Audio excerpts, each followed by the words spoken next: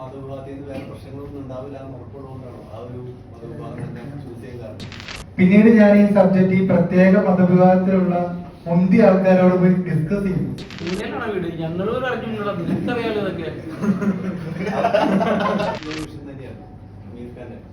അപ്പോ ഈ ഒരു പ്രത്യേക ഒരു മതവിഭാഗത്തിനെടുത്ത് അങ്ങനെ ഒരു പഠനം ചെയ്യുമ്പോൾ ആ ഒരു മതവിഭാഗത്തിൽ നിന്ന് വേറെ പ്രശ്നങ്ങളൊന്നും ഉണ്ടാവില്ല എന്ന് ഉറപ്പുള്ളതുകൊണ്ടാണോ ആ ഒരു മതവിഭാഗം തന്നെ ചൂസ് ചെയ്യാൻ കാരണം? ഞങ്ങളുടെ ക്യാമറമാൻ ഷിൻഡോ ഞാന് ആക്ച്വലി നിങ്ങൾ ഈ പ്രത്യേക മതവിഭാഗത്തിൽപ്പെട്ട ആളാണ് ഞാൻ.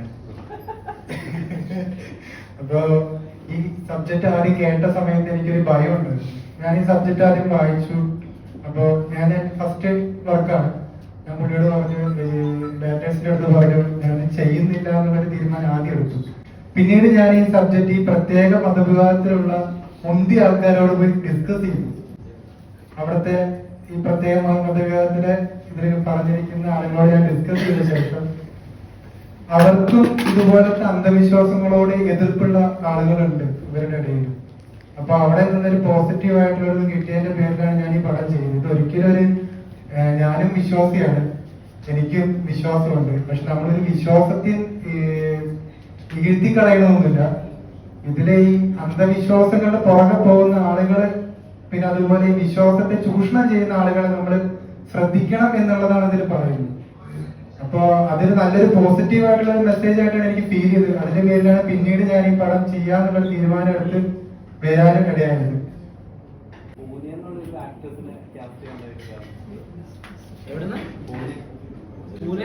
ഞങ്ങളോട് അറിഞ്ഞുള്ള നിനക്കറിയാലോ ഇതൊക്കെ ആണോ?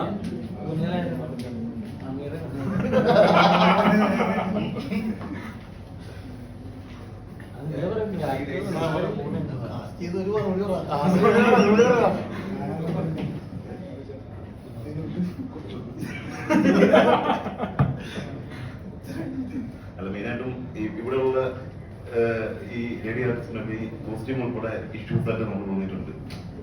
അപ്പൊ മെയിനായിട്ട് അതുകൊണ്ടാണ് പുറത്തുനിന്ന് പിന്നെ ആ സോങ് കണ്ടിട്ടില്ല. സോങ്ങിൽ അത് ഈ ക്യാരക്ടറിന് എങ്ങനത്തെ ഒരു ആർട്ടിസ്റ്റ് ആവശ്യമാണ് തോന്നിയിട്ടുണ്ടായിരുന്നു.